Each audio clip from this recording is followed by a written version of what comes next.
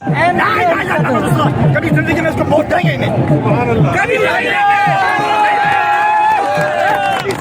دیں گے۔ اور ہم نے ایک تبلیغ سمجھ لی ہے کہ ہم یہ تبلیغ کریں گے ان کے خلاف، انشاءاللہ ان کے خلاف تبلیغ کریں گے۔ سب کا فرض ہے، سب تبلیغ کرو۔ انہوں نے 2 ارب روپیہ لے کے اس قوم کو ڈبو دیا۔ ہمارے آباؤں سے جو بھرے تھے کسی اور نے نہیں۔ بسم اللہ الرحمن الرحیم۔ السلام علیکم دوستو، آپ نے بزرگ کا غصہ دیکھا۔ بیرونی مداخلت ہرگز برداشت نہیں کریں گے۔ دوستو، پچھلی ویڈیو میں نے امریکہ کو ایک پیغام دیا، کیا آپ اس سے متفق ہیں؟ اس ویڈیو میں کوشش کروں گا کہ آپ کو ماضی میں لے کر جاؤں اور جس کو میں درست سمجھتا ہوں وہی بیان کروں۔ سب سے پہلے میں آپ کو سابق آرمی چیف مرزا اسلم بیگ کے انٹرویو کا کچھ حصہ لفظ بلفظ سناتا ہوں، جس سے سب کچھ واضح ہو جائے گا کہ اصل حقیقت کیا ہے۔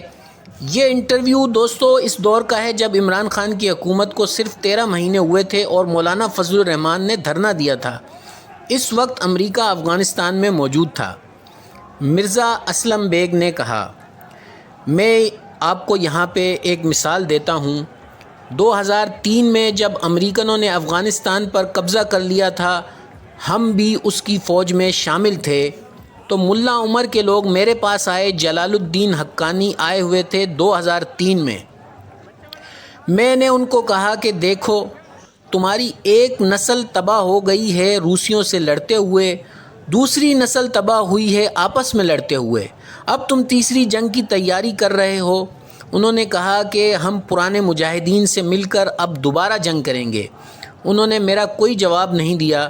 میں نے کہا، اب جب واپس جائیے تو ملا عمر کو میرا پیغام دیں، ان کو بتائیے کہ ایک یہ بھی رستہ ہے کہ آپ امریکی ایجنڈے پر عمل کریں۔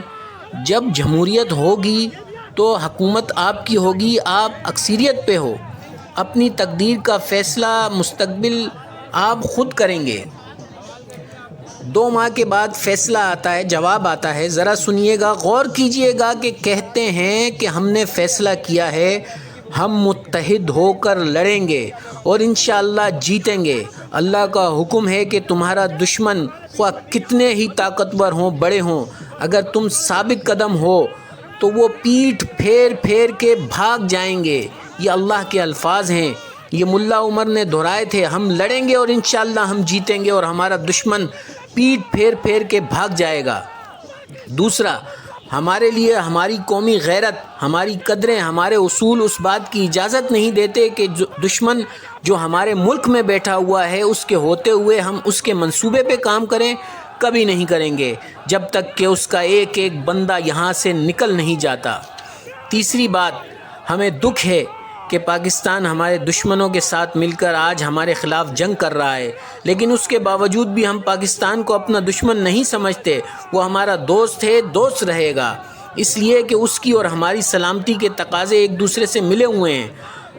ہم الگ ہو کے کسی قابل بھی نہیں رہیں گے۔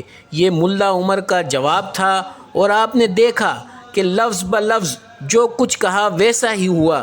وہ جیتے ہیں، امریکہ ہار گیا، لیکن اپنی سازشوں میں لگا ہوا ہے۔ مرزا اسلم بیگ صاحب نے یہ بھی بتایا کہ 2008 میں یہ اوباما کا دور تھا، جان کیری آیا تھا پاکستان، اور پاکستان میں آ کے اس نے اعلان کیا کہ ہم نے پاکستان کے لیے $1.5 ارب رکھا ہے، پاکستان کی پرسیپشن مینجمنٹ کے لیے، پاکستان قوم کے ذہن کو بدلنے کے لیے، اور یہ بھی کہا کہ یہ پیسہ ہے جو ہے 1.5 بلین کا مطلب ہے 2,500 ارب روپے، یہ خود بانٹیں گے، خود دیں گے تنظیموں کو، اداروں کو، لوگوں کو، اوپینینس میکرز کو اور NGOs کو۔ جیسے کہ ان کو حکومت پہ اعتبار نہیں تھا۔ سب سے بڑا ظلم یہ تھا، اس حکومت نے اس منصوبے کو قبول کیا کہ ٹھیک ہے تم کرو۔ یہی وجہ تھی کہ ان 10 سالوں میں ہماری سوچ لبرل ہو گئی۔ حکومت اس منصوبے کو لے لیتی ہے کہ آؤ ہماری قوم کے ذہن کو بدل دو، یعنی امریکہ ذہن بدلنے کے پیسے دیتا ہے اور حکومتیں ان کے مقاصد کو کامیاب ہونے دیتی ہیں. استغفر اللہ. ہزاروں سال نرگس اپنی بے نوری پہ روتی ہے، بڑی مشکل سے ہوتا ہے چمن میں دیدہ ور پیدا. دوستو، عمران خان ایک سوچ نظریے کا نام ہے. یہی وہ لیڈر ہے جو ہمیں ذہنی غلامی سے نجات دلائے گا انشاءاللہ سبحانہ و تعالی. اگر عمران خان امریکہ کی بولی بولتا تو اس کے لیے حکومت کرنا کوئی مشکل نہیں تھا. افغانستان کے لوگوں نے غلامی سے نجات کے لیے جانیں قربان کر دی. دنیا کو دکھا دیا کہ جذبہ ایمان کیا ہوتا ہے، مسلمان کیا ہوتا ہے. الحمدللہ افغانستان نے امریکہ کو ایسی شکست دی ہے، ایسی منجی ٹھوکی ہے، اب وہ دوبارہ اس خطے کا رخ نہیں کرے گا انشاءاللہ سبحانہ و تعالی، مگر سازشیں کرتا رہے گا. میرا پیغام بھی یہی تھا کہ باز آ جاؤ امریکہ، باز آ جاؤ. ہمیں بیرونی مداخلت کسی صورت میں منظور نہیں ہے. عمران خان سچا لیڈر ہے اور ہمیں صحیح سمت میں لے کر جا رہا ہے.